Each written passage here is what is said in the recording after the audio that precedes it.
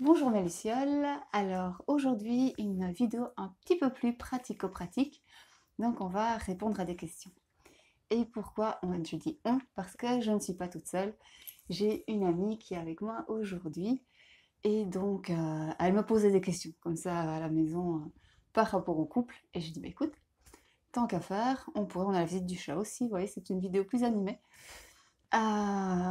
Si tu veux que tes questions puissent profiter à d'autres personnes, on peut les faire en vidéo.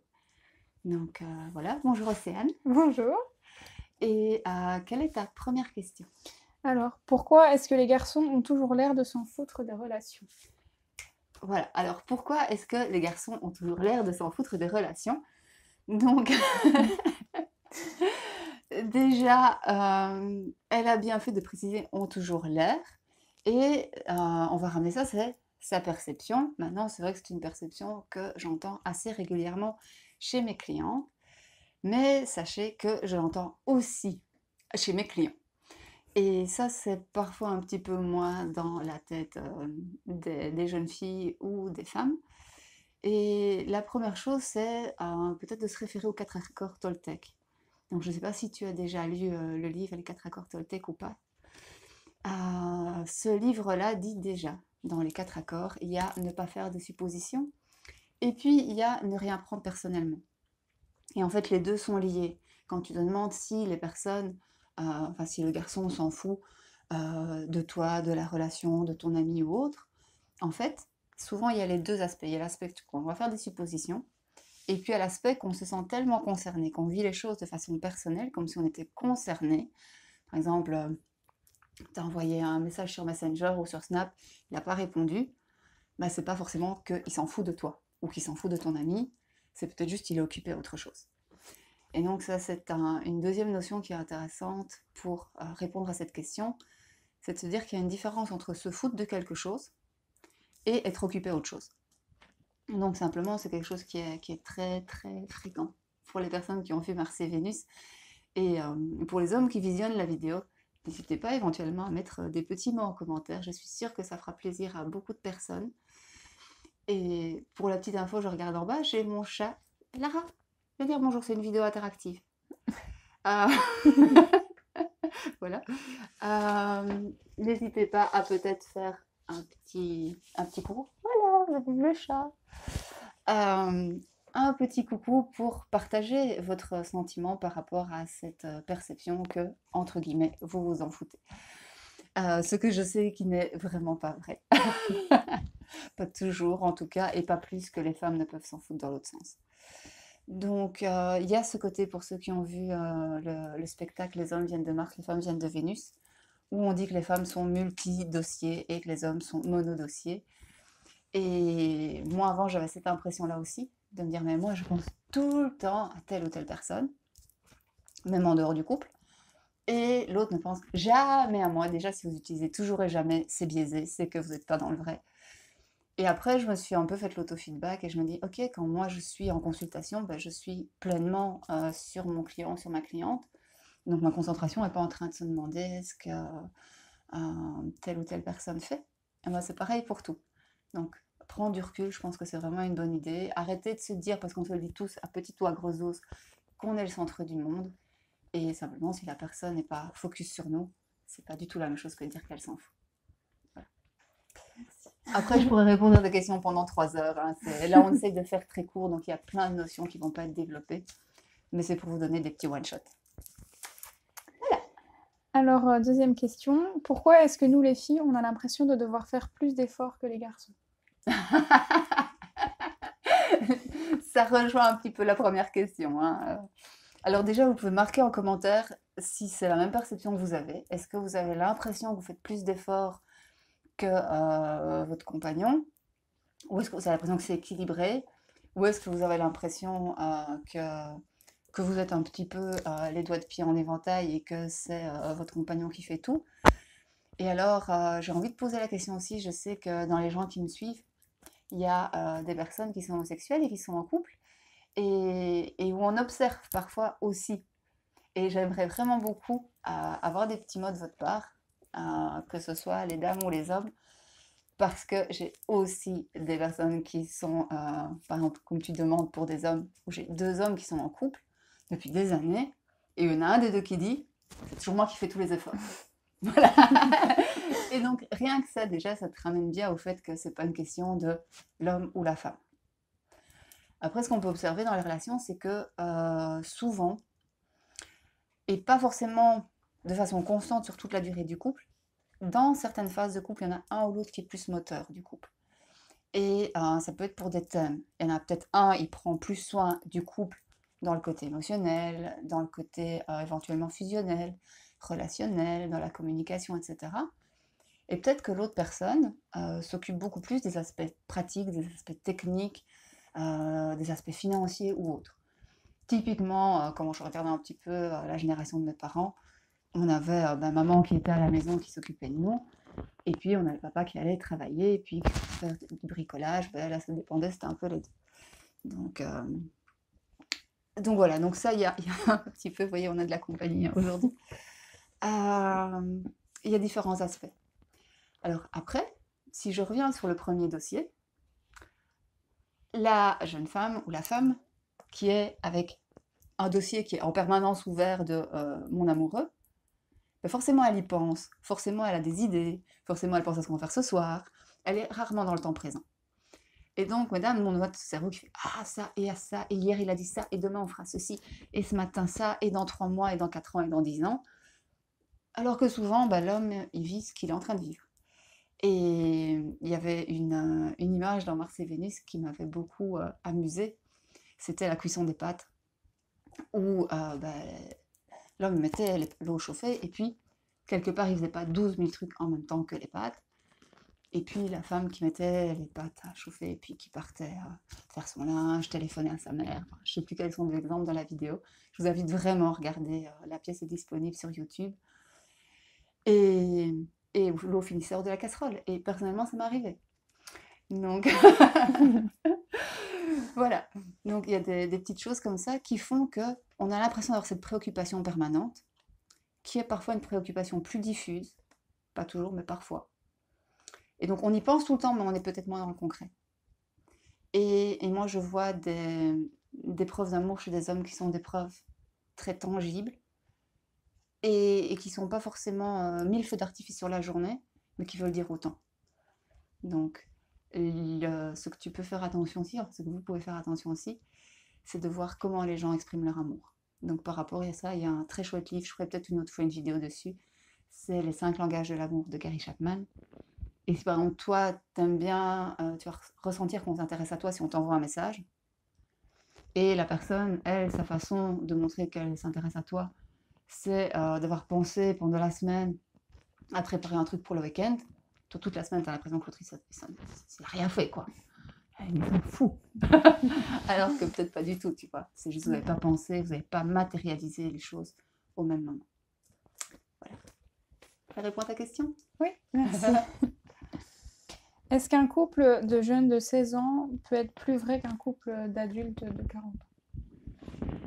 Alors, est-ce qu'un couple peut être plus vrai? Ça demande déjà de se demander ce que veut dire un vrai couple pour toi. Donc, il y a une vidéo que j'aime beaucoup, si vous suivez la chaîne Et tout le monde s'en fout. C'est la vidéo page de pub, mais j'aime beaucoup faire des références sur des trucs que je trouve efficaces. Et toi, tu connais Et tout le monde s'en fout? Voilà. Il y a une vidéo, moi j'invite tout le monde à la regarder, je la partage énormément en formation, c'est sur la vérité. Dire c'est quoi la vérité? Savoir que pour toi, ce que toi tu mets dans un vrai couple, c'est pas la même chose que ce que quelqu'un d'autre va mettre dans un vrai couple. Moi, dans un vrai couple, par exemple, il y a la qualité des moments qu'on passe ensemble, l'investissement, le fait de regarder ensemble dans une direction qui est commune, pas avoir des idées qui parlent dans tous les sens. Donc j'ai besoin de sentir qu'il y a une certaine synchronicité, en même temps une certaine complémentarité sur les valeurs des deux personnes. Pour moi, ça passe aussi beaucoup par le contact physique. Il y a des personnes pour lesquelles c'est pas du tout ça. Il y a des personnes où avoir un vrai couple, c'est par exemple avoir une routine quotidienne. On se lève ensemble, on va conduire les enfants à l'école ensemble, on va au travail, on revient, ou un couple, ça implique par exemple obligatoirement une maison. Donc voilà, c'est des visions différentes. Est-ce qu'il y en a un qui a raison qu'il y a un faux couple, l'autre qui a un faux couple? Non, je crois que c'est vraiment quelque chose de très personnel. Après, par rapport à ce qu'on a un petit peu évoqué tout à l'heure, je sais que ta question, ça demandait aussi par rapport à l'amour. Et ça, j'ai trouvé ça très chouette. C'est pour ça que dans toutes les questions qu'on a évoquées, ça fait partie de celles qu'on avait retenues. Est-ce que deux personnes qui ont 16 ans peuvent s'aimer autant, voire plus que deux personnes qui ont 40 ans, 50 ans, 60 ans? Alors là, je pense que ce n'est pas du tout une question d'âge. Je pense qu'on peut avoir des choses aussi vraies, aussi profondes, en termes d'amour, même à 3 ans, à 4 ans, à 6 ans. C'est pas ça qui compte. L'intensité de l'amour qu'on a pour une personne, elle est intemporelle. Par contre, souvent, il y a des personnes qui vont revenir regretter, souvent c'est des adultes qui vont dire on était trop jeune, tu ne peux pas vraiment aimer. Parce qu'eux, ils vont remettre des définitions comme effectivement le fait de connaître des contraintes de couple, le fait d'avoir des difficultés financières ou d'autres choses à gérer, ou s'aimer sur le long terme. Moi, dans mon expérience, je n'ai pas forcément aimé plus à la 300 millième seconde qu'à la première seconde. Voilà. Et donc, si moi on vient me dire, mais tu l'aimes que depuis ce soir, donc tu l'aimes pas pour du vrai, dans mon expérience à moi, c'est pas vrai. Parce que je l'aime et c'est tout. Il n'y a pas cette notion de temporalité. Mais il y a des autres couples qui se construisent vraiment au fil du temps. En plus, si tu regardes quelques générations auparavant, il y a des couples qu'on dit arrangés. Et c'est pas parce qu'un couple était arrangé que forcément ça donnait des gens malheureux. Il y avait des couples comme ça, où c'était les parents qui avaient choisi, les gens se rencontraient le jour du mariage, ils faisaient leur vie ensemble, et avec beaucoup de volonté aussi. Et c'est un ingrédient qui est tout aussi important. Voilà. Merci. Avec plaisir. Et une dernière question. Comment est-ce qu'on peut savoir si on est en couple avec la bonne personne? J'ai oublié celle-là. Alors, comment est-ce qu'on sait si on est en couple avec la bonne personne? Je vais revenir sur la définition. Qu'est-ce que c'est la bonne personne? Est-ce qu'il y a une bonne personne? Est-ce qu'il y a l'homme ou la femme de notre vie? Ou, prendre l'exemple, ici, parce que j'ai la petite Lara qui est là. Est-ce qu'il y a l'animal de notre vie? Je sais que dans les personnes qui me suivent, il y a beaucoup de personnes qui sont proches des animaux et pour qui les animaux comptent beaucoup. Et moi aussi. Et c'est parfois, on se dit, mais ça c'était mon chat, mon chien, mon cheval. Et avec lui, c'était spécial. Alors, on peut avoir une relation, je vais revenir vraiment sur les humains, une relation avec un homme, avec une femme qui est vraiment spéciale. Mais je pense pas qu'il y ait la bonne personne. Je pense qu'il y a des personnes qui sont justes à un moment de notre vie. Est-ce que c'est pour toute la vie? Est-ce que c'est pour 10 minutes? Est-ce que c'est pour 30 ans? Est-ce que c'est pour plusieurs vies? Ça, quelque part, ça se construit au fil du temps. Tu vois? Je pense que tu rencontres pas le bon